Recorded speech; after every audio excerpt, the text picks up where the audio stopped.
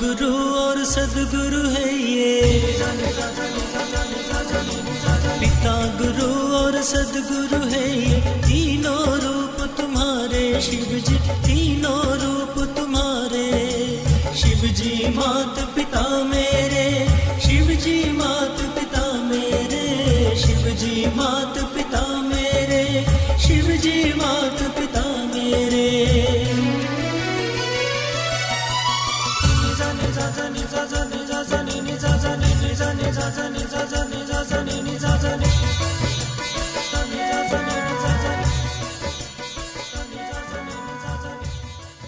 ओम शांति।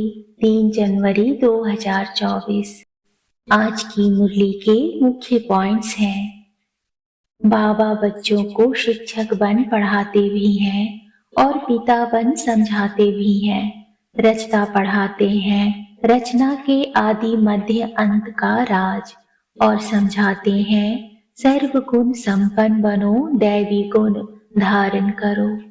बाप रूहों को ही बैठ समझाते हैं, हे रूहानी बच्चे, तुम्हें सतो प्रधान जरूर बनना है, बाप से वर्षा जरूर लेना है, मुझ अपने बाप को याद जरूर करना है। अभी भक्ति आदि करने की दरकार नहीं है। यह यूनिवर्सिटी है, सब मनुष्य मात्र को पढ़ना है, पढ़ने को ही ज्ञान कहा जाता है। भक्ति अलग है। ईश्वरीय पाठशाला में भगवान पढ़ाकर तुमको नर से नारायण बनाते हैं। इस समय यह सृष्टि तमो प्रधान सृष्टि है। सतो प्रधान सृष्टि थी जो अब 5000 वर्ष में तमो प्रधान बनी है। अभी यह पुरानी दुनिया चेंज होनी है। अब हमें एक रूहानी बाप की ही मत पर चलना है। इस रूहानी याद की यात्रा से ही तुम्हारी आत्मा सतो प्रधान होती जाती है। फिर सतो प्रधान दुनिया में जाना है। यह हमारा अंतिम जन्म है। इसमें बाप मिला है। जब 84 जन्म पूरे करते हैं तो पुरानी दुनिया बदलती है। अब तुम इस बेहद के ड्रामा को, 84 जन्मों को और इस पढ़ाई को जानते हो, और कोई भी इस बेहद के ड्रामा को नहीं जानते हैं। तुम्हारी बुद्धि में सारा ड्रामा बैठा हुआ है। तुम यह भी जानते हो कि इस दुनिया का तुम सब कुछ छोड़कर आए हो। जो इन आंखों से देखते हैं वह देखने का है नहीं। यह सब खत्म हो जाने वाला है। अब तुम्हारा अंतिम जन्म है।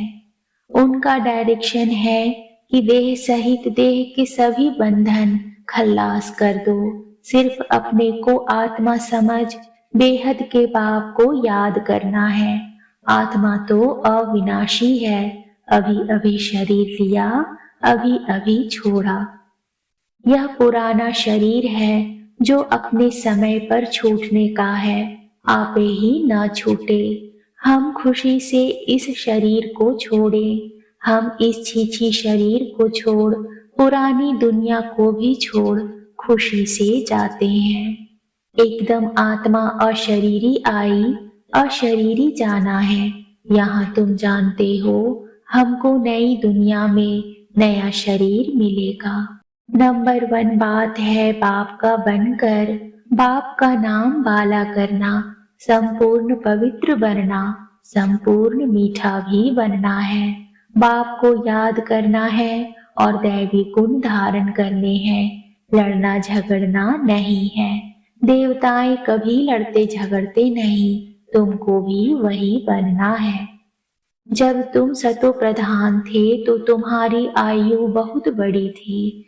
फिर जितना नीचे उतरते गए तो आयु कम होती गई। रजो में उतरे तो आयु कम, तमो में आए तो और कम।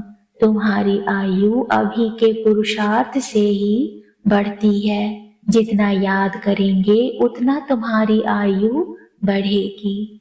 बाबा तुम्हारा बाप भी है, टीचर भी है, सतगुरु भी है। यह सिर्फ बच्चे ही नंबरवार पुरुषार्थ अनुसार जानते हैं। पुनर्जन्म को भी तुमने समझा है कि तुम कितने जन्म लेते हो। ब्राह्मण धर्म में तुम कितने जन्म लेते हो? एक जन्म। परंतु कुछ हिसाब किताब है तो 2-3 जन्म भी ले सकते हैं। समझो कोई शरीर छोड़ते हैं, वह संस्कार ब्राह्मणपन के ले जाते हैं, तो संस्कार ब्राह्मणपन के होने के कारण फिर भी सच्चे सच्चे ब्राह्मण कुल में आ जाएंगे। बेहद के बाप का बनना कोई कम बात थोड़े ही है। तुम सुखधाम के मालिक बन जाते हो। सिर्फ बड़े बाप को तुमने पहचान लिया है तो भी तुम्हारा बेड़ा पार हो जाएगा। अच्छा, मुरली का सार है, मीठे बच्चे बाप का बनकर बाप का नाम बाला करो। नाम बाला होगा संपूर्ण पवित्र बनने से तुम्हें संपूर्ण मीठा भी बनना है। आज का प्रश्न है, संगम युग पर तुम बच्चों को कौन सी एक फिक्र है जो सतयुग में नहीं होगी? उत्तर है, संगम पर तुम्हें पावन बनने की ही फिक्र है। बाप ने तुम्हें और सब बातों से बेफिक्र बना दिया। तुम पुरुषार्थ करते हो कि यह पुराना शरीर खुशी खुशी से छूटे। तुम जानते हो पुराना वस्त्र उतार नया लेंगे। हर एक बच्चे को अपनी दिल से पूछना है कि हमें कितनी खुशी रहती है, हम बाप को कितना याद करते हैं। धारणा के लिए मुख्य सार है, पहला, अपने आप से पूछो कि हमें खुशी कहाँ तक रहती है। सर्वगुण संपन्न थे, अब श्रीमत पर फिर बनना है, यह निश्चय कहाँ तक है।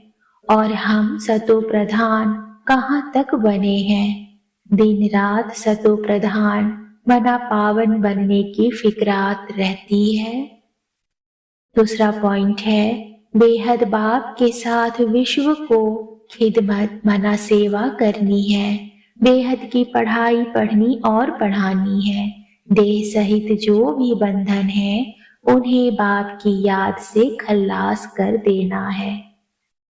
आज का वरदान है, मालिकपन की स्मृति द्वारा मन मना भव की स्थिति बनाने वाले मास्टर सर्वशक्तिमान भव। सदा यह स्मृति इमर्ज रूप में रहे कि मैं आत्मा करावनहार हूँ, मालिक हूँ, विशेष आत्मा मास्टर सर्वशक्तिमान हूँ। तो इस मालिकपन की स्मृति से मन, बुद्धि और संस्कार अपने कंट्रोल में रहेंगे। मैं अलग हूँ और मालिक हूँ। इस स्मृति से मन मनाभव की स्थिति सहज बन जाएगी। यही न्यारेपन का अभ्यास कर्मातीत बना देगा।